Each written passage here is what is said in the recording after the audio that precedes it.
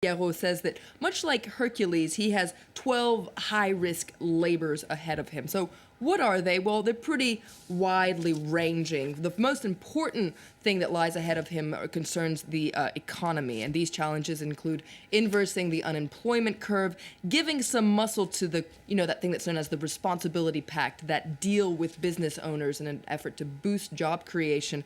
And also, he has to give clear details about just how the government is going to make good on that pledge to cut 50 billion euros worth of spending. So those are the economic challenges that he faces. He also faces a lot of political challenges, too. He has to find a healthy balance with François Hollande. It's known that they're not the best of friends in the world, but they have to work together. And also, he has to really rally the left around him. A lot of people in the left, in the Socialist Party, are critical of him for being a little bit too much to the right for their liking. Well, he has to make them like him because some very important European elections are coming up in May. And Le Figaro says if he wants to avoid another huge defeat of the Socialist Party, well, he has to rally the left. Right. Well, the Green Party is also in the spotlight today. It's been getting a lot of attention this week as a split is emerging with the Socialists. That's right. There are no Green ministers in this new government because basically when it became clear that Manuel Valls was going to become prime minister, the Green ministers in the former government decided to walk out. Now, one of the most vocal Green ministers who walked out is this woman, Cécile Duflot, former housing minister, and she's not a big fan of Manuel Valls'. She had already made it clear that if ever he became prime minister, she didn't want to be part of his government. Now, she gives her first interview since stepping down, an exclusive interview in Libération today. She says it was a painful decision, but a necessary one. She's quite critical of François Hollande, the president. She was really hoping he would implement some deep social change, some really follow leftist politics. But to quote the article, he is incapable of changing course. All he's done is change the cast here, but we're looking at very much the same play.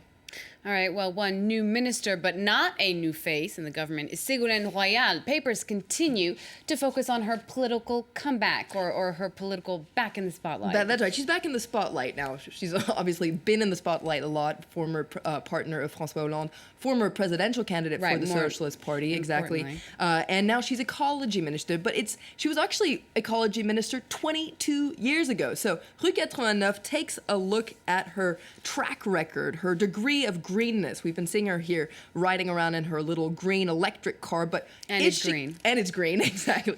Is she green enough? Well, Rue 89 takes a look at 22 years of her promises on the environment, and actually she has a pretty good track record. According to Rue 89, the Greens would approve, they say.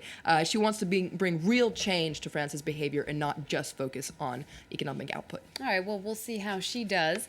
Let's move on to something completely different now. Elections in Afghanistan kick off tomorrow, and Christian paper La Croix takes a closer look at what's at stake there. That's right. On the front page of La Croix, you can read hopes and fears before that election, and in fact, the paper interviews 4 people living in Kabul, so the Afghan capital, 2 women, 2 men. They talk about their expectations as the country prepares to turn this page of its history, and well, they have mixed emotions. On the one hand, they are very fearful of what lies ahead for the country, but they also are very hopeful.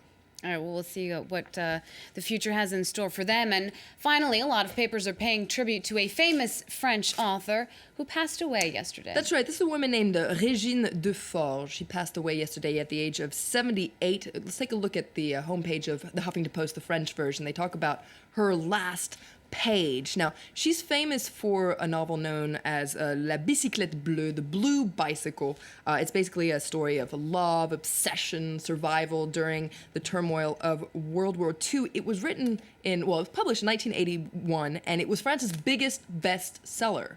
But it wasn't always so easy for her. Throughout her career, she was censored, prosecuted, and heavily fined for publishing, quote, offensive literature. Now, she was nicknamed the High Priestess of French Erotic Literature. So quite a title. Quite a title, exactly. Something to be proud of. Anyway, a lot of papers are paying tribute to her, a lot of fans as well. So yes, Régine Deforges passed away yesterday. All right, thank you very much, Florence Villamino. Glad to have you back on set. We'll see you in just a little bit. Now, stay with us. In a few minutes, we'll focus on the biggest test of Afghanistan's budding democracy. This Saturday, some 13 million Afghans will be asked to vote for their next president. Stay with us here on France 24.